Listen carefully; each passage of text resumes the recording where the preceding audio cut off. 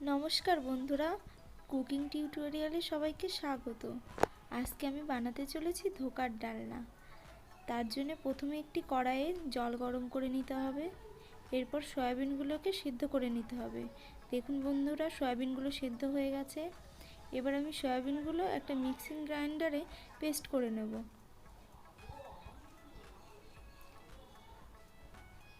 একটু উল্টে পাল্টে নেবেন,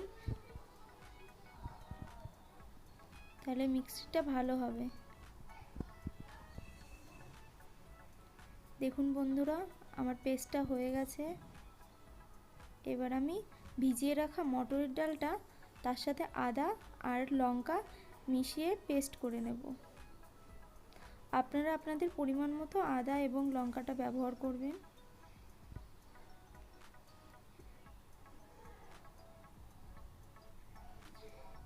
পরিমাণ মতো একটু জল মিশিয়ে নেবেন।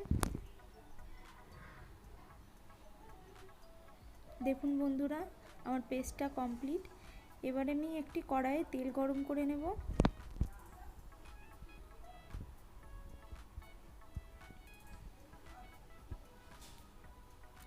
তেলটা গরম হয়ে গেলে এবার পেস্ট করা সয়াবিনটা আমি ছেড়ে দেব। সয়াবিনের জলটা ভালো করে শুকিয়ে নিতে হবে। এরপর বেটে রাখা মটরের ডালটা দিয়ে দেব। এবার সয়াবিন ও ডালের জলটা ভালো করে শুকিয়ে নিতে হবে। কিছু মশলা ব্যবহার করতে হবে। 1 চামচ ধনে গুঁড়ো, 1 চামচ জিরে গুঁড়ো, 1 চামচ লঙ্কার গুঁড়ো এবং 1 চামচ হলুদ গুঁড়ো, 1 চামচ লবণ। পরিমাণ মতো লবণ দেবেন আপনারা আপনাদের মতো। আমি এখানে 1 চামচ লবণ ব্যবহার করেছি। এবার ভালো করে মিশিয়ে নিতে হবে। একটা থালাতে একটু সর্ষের তেল ভালো করে মাখিয়ে নিতে হবে।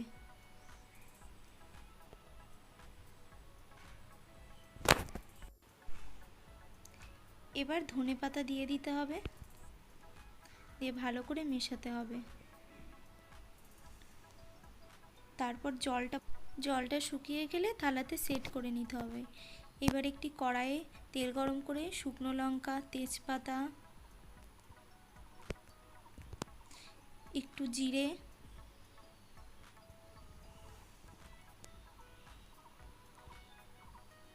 একটু হিং দিয়ে ভালো করে নেড়ে মশলা দিয়ে দিতে হবে। এখানে পরিমাণ মতো আদা, লঙ্কা ও একটা টমেটো পেস্ট করে নিয়েছি।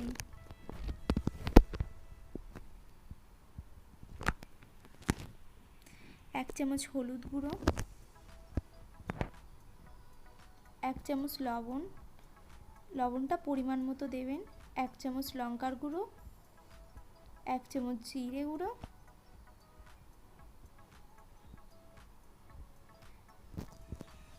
একে একে সমস্ত মশলা দিয়ে ভালোভাবে কষাতে হবে।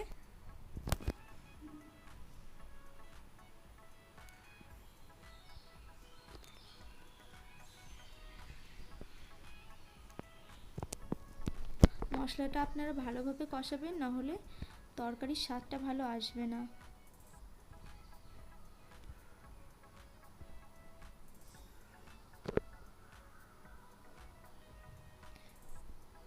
দেখুন বন্ধুরা, আমার মশলাটা ভালোভাবে কষে গেছে।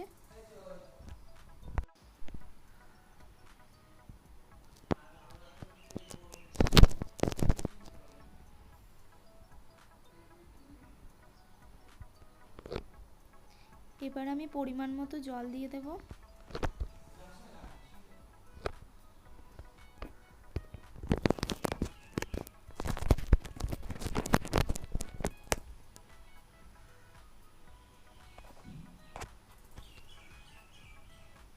জলটা ফুটে গেলে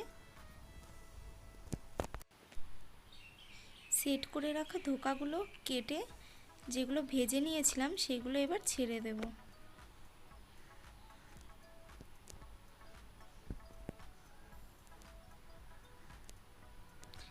এবার কেটে রাখা টমেটোগুলো দিয়ে দেব।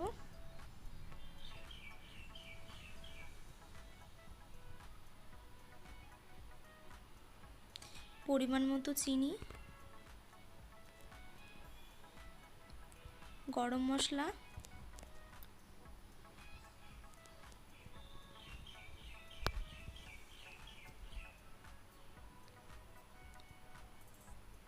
1 চা চামচ ঘি,